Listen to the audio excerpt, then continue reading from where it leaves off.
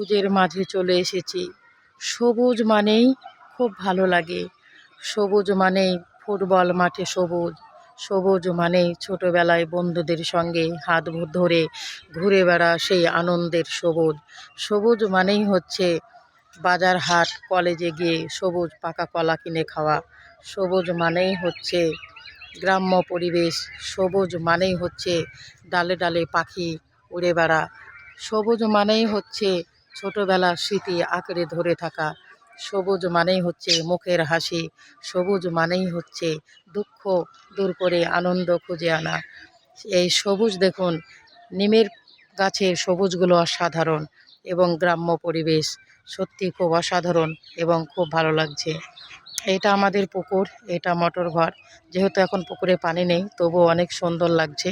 তো আপনাদের মাঝে আমি এটা তুলে ধরলাম।